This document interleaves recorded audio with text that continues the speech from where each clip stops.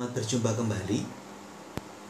Pada pertemuan kali ini kita akan bicara soal berteologi, usaha dan tujuannya, lalu juga ilmu teologi sebagai sebuah studi, lalu jasa dari ilmu teologi itu sendiri.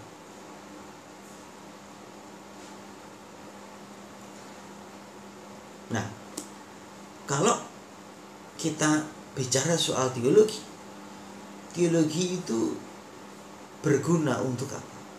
Untuk mengantarai, menghubungkan apa antara iman dengan kesadaran manusia.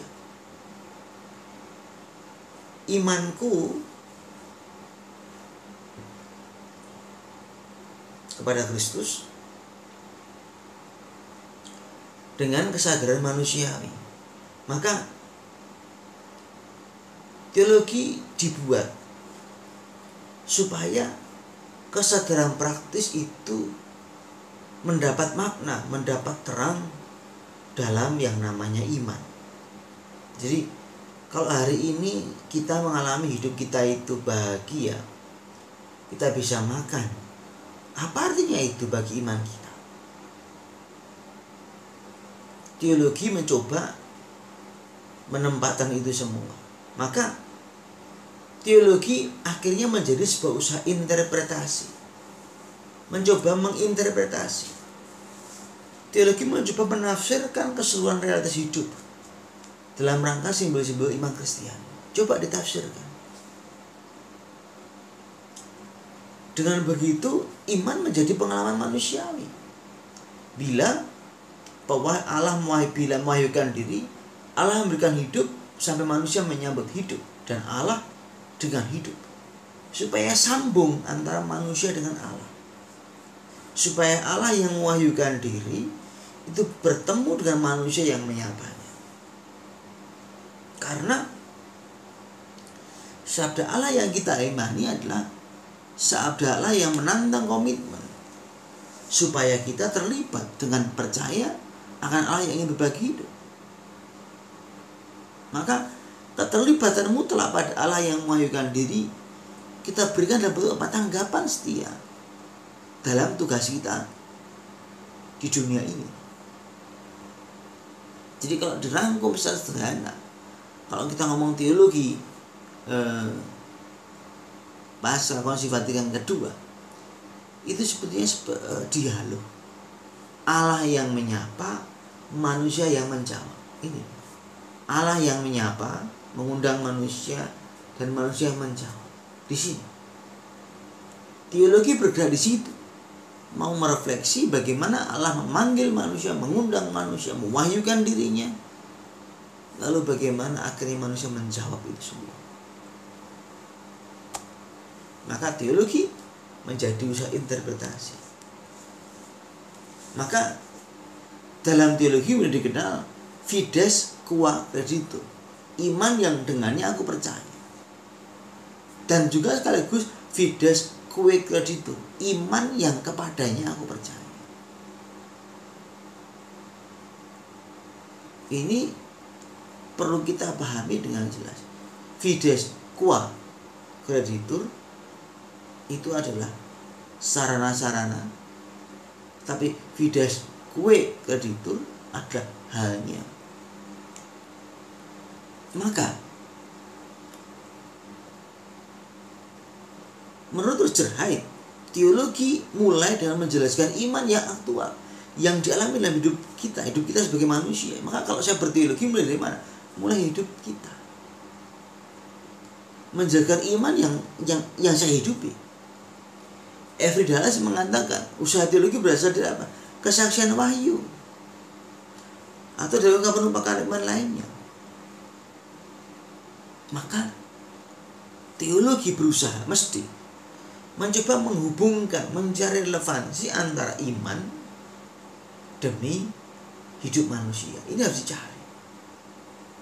Sehingga sungguh dengan demikian menjadi nyata apa yang dikehendaki oleh Allah itu, dan bagaimana manusia menjawabnya. Nah, maka teologi bergerak dalam ruang hidup kekristenan. Ruangnya adalah modernitas. Teologi sekarang ini hidup pada zaman modernitas. Ada revolusi industri, ada muncul postmodernitas, di mana orang memandang pentingnya religiositas. Muncul filsafat agama yang memandang bahwa agama bersifat universal, pada dasarnya sama. Nah, selalu ada perdebatan konflik antara modernitas dan magisterium.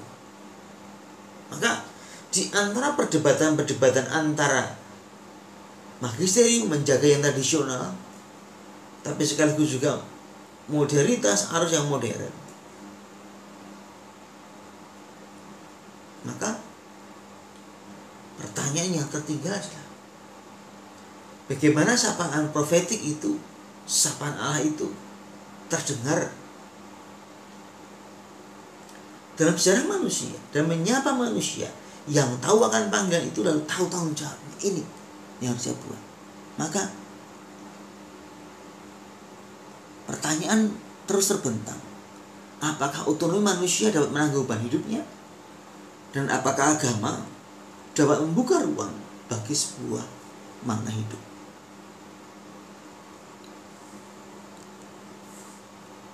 Maka kalau saya berteologi, pertanyaan hidup akan terus-menerus menghadang. Apa itu?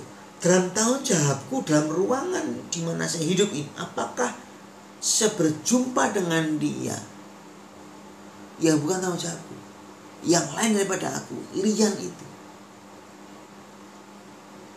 Maka kalau saya berteologi, kalau kita berteologi, kita memahami misteri yang lian itu, sehingga jangan sampai iman menjadi serba misterius. Karena iman yang misterius menjadi tahayul.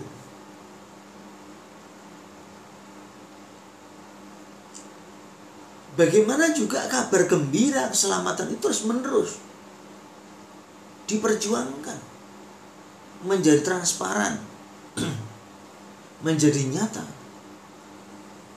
Ini pertanyaan yang menghadang kita ketika kita berteologi. Kalau kita belajar nanti teologi politik, kita diajak untuk terlibat dalam hidup. Karena teologi, pertanyaan teologi bersumber dari keterlibatan politis. Bukan hanya diam-diam saja. Nanti kalau kita belajar yang namanya teologi pembebasan, bahwa teologi harus berpihak kepada siapa? Berpihak kepada orang yang tertindas.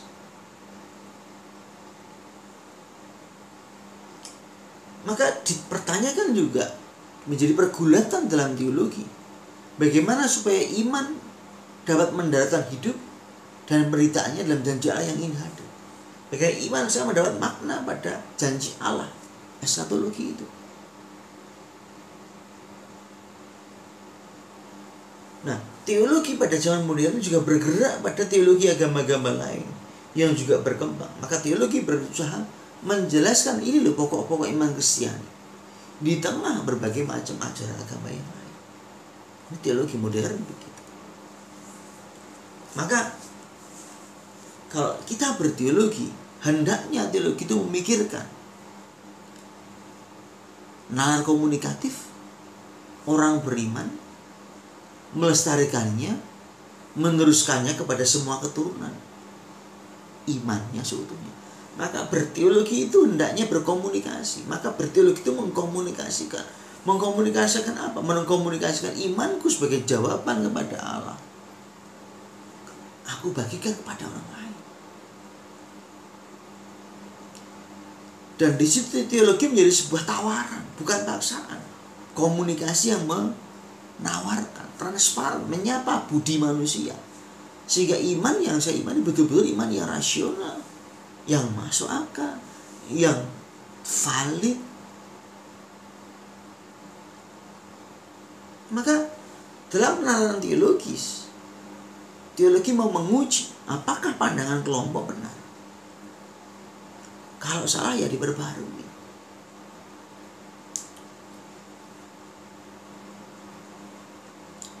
Dalam konteks iman terhadap iman, teologi bersifat sekunder, karena ini adalah pewahyuan dan iman itu jawaban. Teologi adalah alat bantu untuk menghayati iman, menalar dalam iman, sehingga iman itu bisa dipertanggungjawabkan dan dijawab dengan sungguh melalui apa? Laku hidup sehari-hari. Maka ini penting untuk teman-teman ingat. Teologi hendaknya memprihatinkan supaya apa? Supaya iman diterangkan, menjadi jelas, dijelaskan, sehingga melibatkan diri, menggerakkan hidup manusia dengan semua kekayaannya, dengan penderitaannya, supaya sungguh orang beriman tanpa takut. Jadi teologi hendaknya mengundang orang, menggerakkan orang untuk menjawab Allah yang menyapa tanpa takut. Nah, adalah tugas teologi tentu supaya sabda Allah, pewahyuan itu benar-benar sampai pada manusia dan dipahami dalam budaya manusia. Bukan sekedar menjadi sebuah bahasa roh yang tidak jelas, tapi sungguh menjadi bahasa yang dipahami oleh manusia, sehingga memampukan manusia untuk menjawab pewahyuan itu.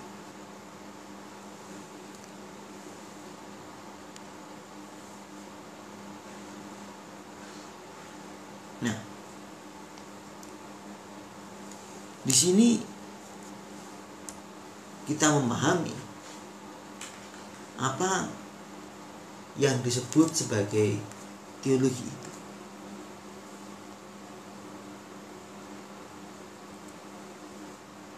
Nah, sekarang kita akan coba melihat dalam kacamata teologi itu apa sih jasa ilmu teologi? Bagaimana tempat teologi itu dalam kerangka pengetahuan dalam arti sebagai sebuah mata studi.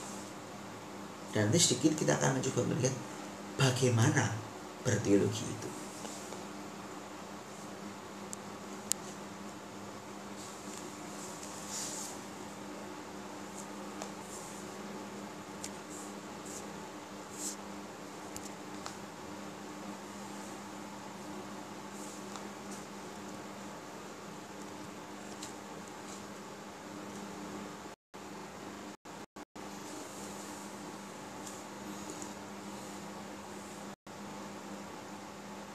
Kita tunggu sebentar. Ya. Kita bicara soal jasa ilmu teologi. Sekali lagi, kalau kita bicara teologi, objeknya adalah iman. Imanku, iman manusia yang hidup. Maka teologi bicara soal hidup manusia yang bermakna transenden, yang bukan sekedar saya sehat saat ini, bukan. Tapi sehat-sehat saat ini bermakna transenden. Sehingga orang memahami diri bahwa dalam pengalaman hidupnya sehari-hari Allah menyapanya. Dan bagaimana dia berusaha menjawab sapaan Allah itu. Maka pertanyaan teologi adalah, apa yang dikerjakan Allah untuk kita? Apa? Lalu apa yang kita kerjakan untuk dan bersama dengan Allah? Ini. Tadi saya katakan. Ini inti sari dari teologi kita. Bertanya apa yang dikatakan Allah dan apa yang bisa siapa. Nah, kalau kita berteologi, maka ada 3 langkah penting yang harus dibuat. Jadi bagian ini teman-teman harus ingat betul, karena nanti kalau Anda membaca buku teologi, Anda harus bergerak di bidang ini. Yang pertama, ketika berteologi, maka harus merumuskan, menemukan, mengajukan yang namanya pertanyaan dasar. Apa itu? Pertanyaan dasar adalah pertanyaan yang menghadang manusia, tantangan hidup yang dihadapi manusia. Dan bagaimana dalam tanggung jawab moral dan sosial manusia berdiri di hadapan Allah. Atau bagaimanakah ajaran iman menjadi sapaan Allah penyelamat yang menantang manusia dalam tanggung jawab ini. Pertanyaan dasar. Bertanya. Permasalahan dasar apa yang perlu digali? Di mana? Contoh, Kalau hari ini kita mengalami penderitaan misalkan, apa sebetulnya wabah itu dari kacamata Allah? Bagaimana Allah memaknai, memahami wabah itu bagi orang beriman? Ini pertanyaan dasar. Nah, yang kedua, tahap kedua setelah masuk pertanyaan dasar adalah menyebut jawaban otentik. Ketika kita merumuskan sebuah artikel teologi, pandangan teologi, maka setiap orang menyebut jawaban otentik. Apa jawabannya? Bagaimana kita sebagai manusia dalam kemerdekaan bebas kita menjawab Allah yang menyapa. Dan yang ketiga, berkonteks Kristiani. Karena saya bukan hidup sendiri, maka saya perlu berkonteks Kristiani. Apa itu?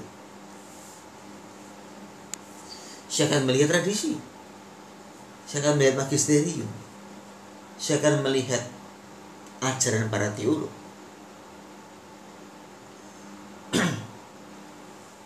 Ini. Jadi kalau saya berteologi, tiga ini harus saya penuhi. Pertanyaan dasarnya apa? Jawabannya apa? Korelasinya dengan teks-teks konteks yang lain apa? Baik maupun entah itu terkait dengan sabda Allah, terkait dengan tradisi, magisterium, atau yang lain-lainnya. Jadi teman-teman harus ingat ini lahir batin, sehingga setiap kali dia membaca buku teologi harus menemukan pertanyaan dasar apa yang mau dicari oleh pengarang. Jawaban dia apa? Dasarnya apa saja. Nah ini perlu teman-teman pahami dan ketahui. Maka teologi mesti memperhatikan bahasa iman, bahasa teologi kan apa?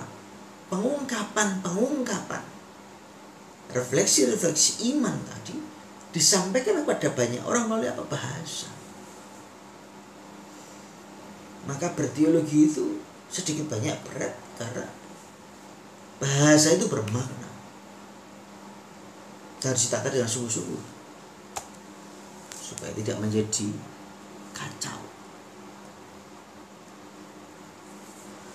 Sebagai sebuah ilmu, maka teologi perlu menyampaikan kebenaran yang tidak kontradiktif.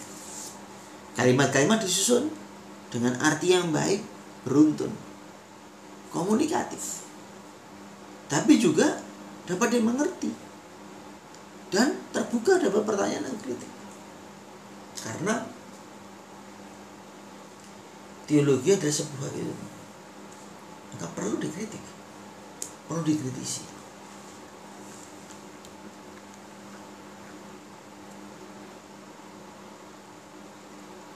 Nah, kalau kita melihat ciri-ciri ilmu, maka ciri-ciri itu juga berlaku pada ilmu teologi. Dalam teologi ada penelitian yang metodis, terarah. Penelitian apa? Meneliti kehidupan jemaat, meneliti apa yang saya imani, perasaan saya, hidup saya. Daerahnya terbatas. Tujuannya sesuatu yang berarti. Lalu hasilnya dipublish, disajikan, diuji dari pertanggungjawaban, pengandaian dan kepentingan. Ini pengandaiannya apa? Kenapa begini? Dasarnya apa? Sudah benar atau belum?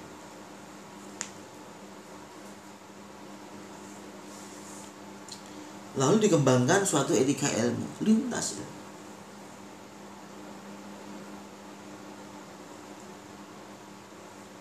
Ya, karena korelasi dengan ilmu yang lain maka perlu. Kalau mengutip dari sana, bagaimana korelasinya?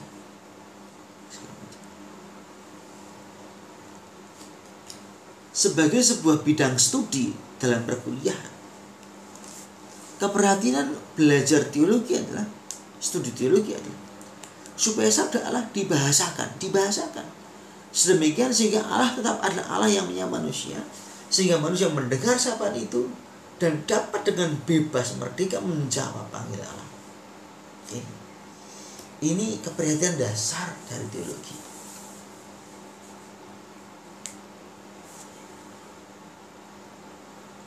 Nah, kriteria sebuah pernyataan teologis dianggap sebagai benar adalah pemberian di Allah dan juga rasionalitas manusia.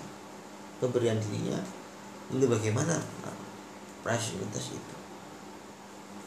Maka pernyataan teologis disebut ilmiah kalau kebenarannya dipertanggungjawabkan, ditunjuk asal-usulnya, diberi alasan kenapa hendaknya diterima sebagai benar. Ini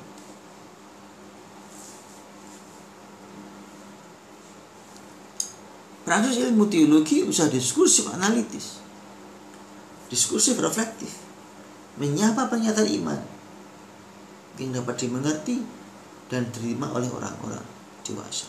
Nah ini, maka kalau kita mau belajar mata kuliah teologi ya, supaya sabda Allah dipahami oleh manusia yang kemudian dengan bebas merdeka menjawab sapaan Allah itu. Nah, Melchior Cano kemudian mengembangkan mata studi teologi dan menemukan locus theologicus, tempat orang menemukan pokok-pokok argumentasi dalam teologi, dari kitab suci, tradisi, otoritas gereja, otoritas konsili, gereja Romawi, bapak gereja, teolog, akal budi manusia, filsuf, dan sejarah manusia. Ini 10 locus theologicus, di mana orang di situ akan menemukan pokok-pokok argumentasi. Nah, pada abad 19 muncullah trilangkah argumentasi teologi. Jadi bagaimana mempertahankan dogma-dogma gereja. Yang pertama ajaran gereja. Yang kedua nasihat sucinya apa? Atau penjelasan dari bapak gereja, para teolog. Nah kemudian dari sini semua ditariklah yang namanya konklusi spekulatif. Konklusinya apa? Nah, setelah Konsil Vatikan kedua, teologi berubah.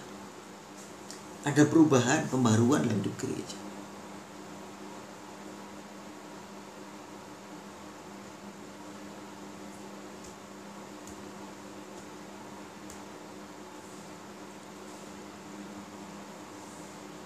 Kalau Konsil Vatikan kedua, orang mau kembali pada sumber-sumber. Orang tidak mau jatuh pada teologi spekulatif, tapi orang mau datang, melihat, bertindak. Maka kembali pada ajaran terdahulu, lalu terbuka dengan adjournamento. Nah, dalam ajaran iman kemudian dibedakan kebenaran iman dan ungkapan kebenaran.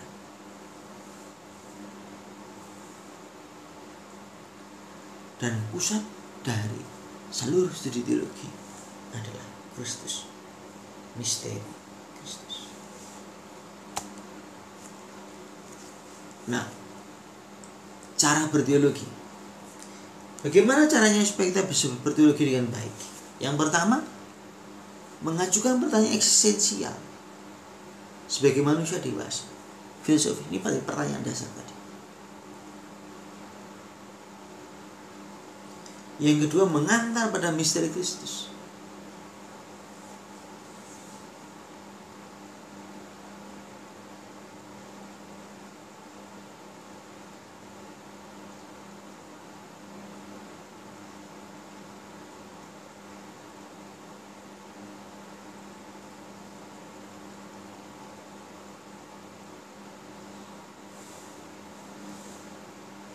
Yang kedua, teologi hendaknya mengantar pada misteri Kristus.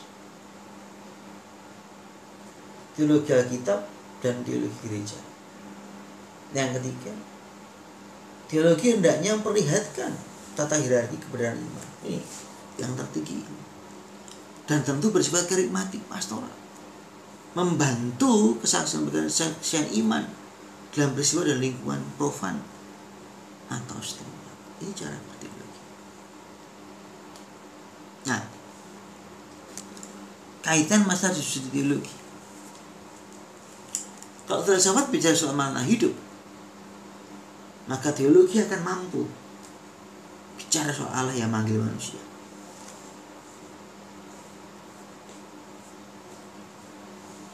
Lalu muncul teologi biblis dan teologi historis. Maka kitab suci dipandang sebagai sejarah Allah dengan manusia. Tradisi dipandang sebagai proses memberi dan menerima kesaksian iman.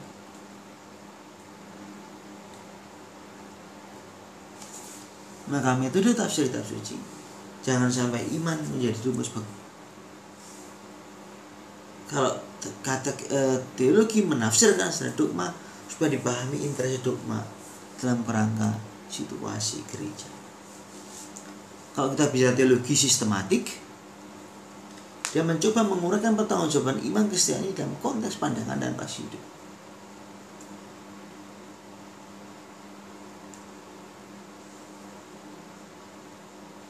Ada 4 hal yang penting dicatat di sini. 1. Iman Katolik.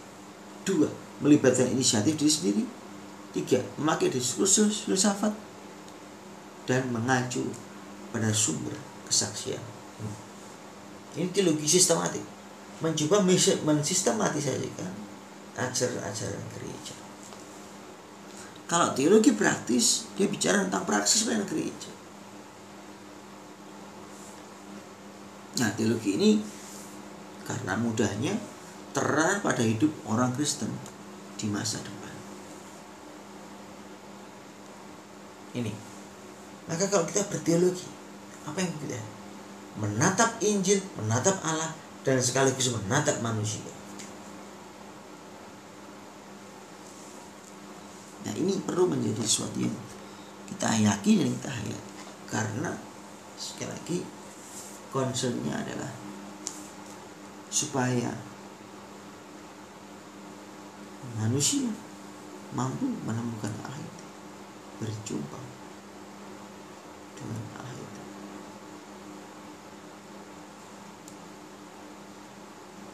Nah, dalam konteks hidup gereja, teologi juga menjadi pelayan bagi kehidupan gereja.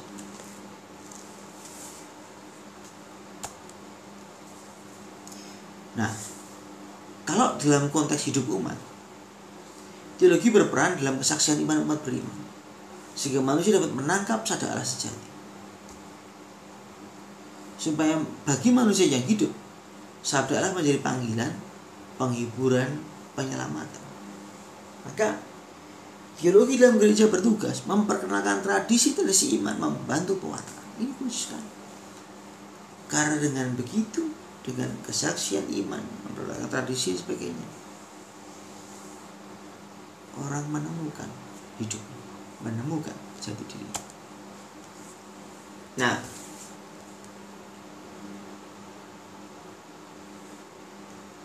teologi memperkenalkan tradisi iman. T selalu besar karena tradisi dalam hal ini adalah kitab suci dan juga ajaran-ajaran yang lainnya. Maka ada tradisi asal usul ajaran perdana kitab suci, tapi ada tradisi menuju masa depan, pembawa gereja, penjaga gereja, teolog.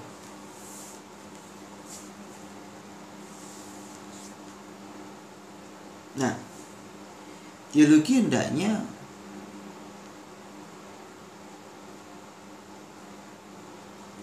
memperkenalkan tradisi iman.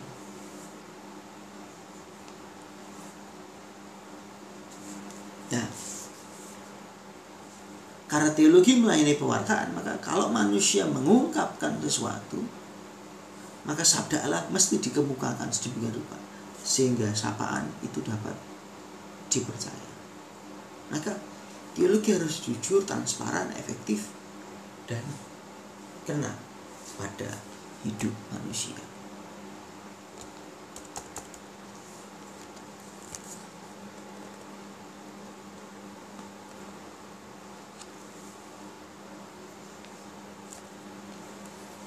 Baik teman-teman, kira-kira ini yang perlu kita pelajari soal apa usaha dasar teologi.